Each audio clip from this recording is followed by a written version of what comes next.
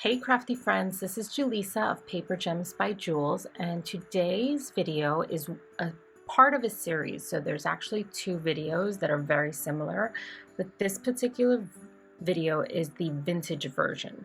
And by vintage, I mean that I created 4 different tags. 2 of them are in this video, and this is the vintage series. And what I'm doing is I have one tag is in ivory paper, and then the other tag is in white paper, and I'm showing you how to use some of your gray Copics to create a kind of a vintage vibe. So on the ivory paper, which I'm starting with now, I'm using warm grays only. So I will actually list all of the colors as I'm using them in the upper left hand corner. I apologize if it's too far away. I was just trying to make a video. You know, this process is very long and can be time consuming to create. So be patient with us when we're creating these videos.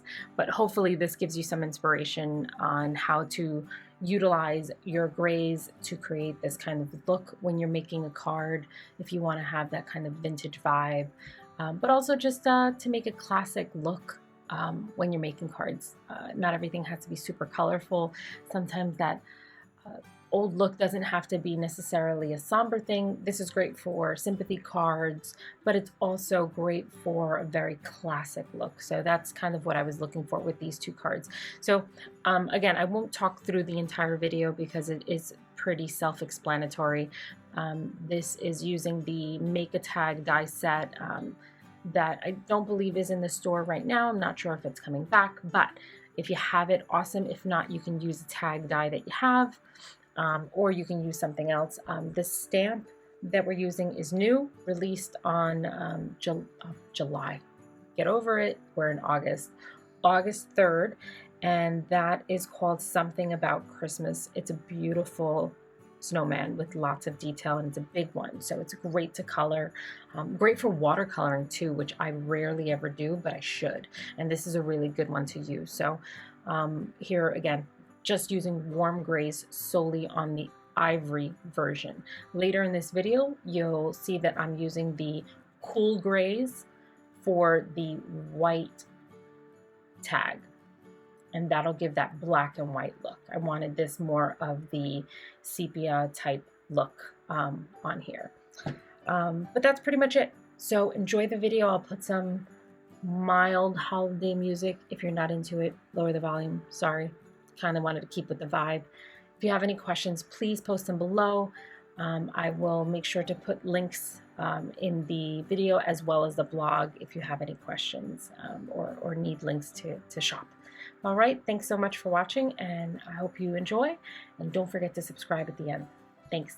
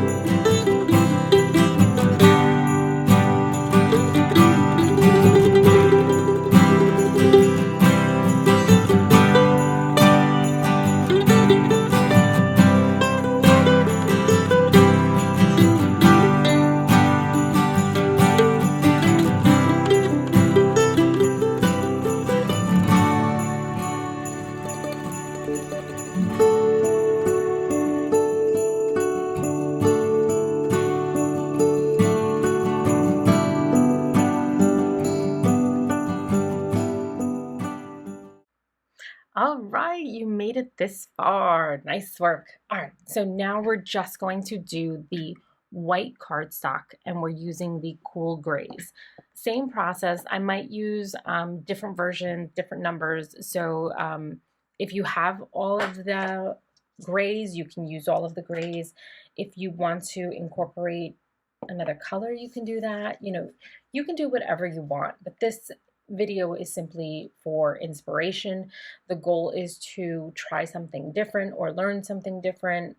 If you haven't ever done a black and white Copic coloring, this is a great way to do it. I like the cool because I was thinking cold.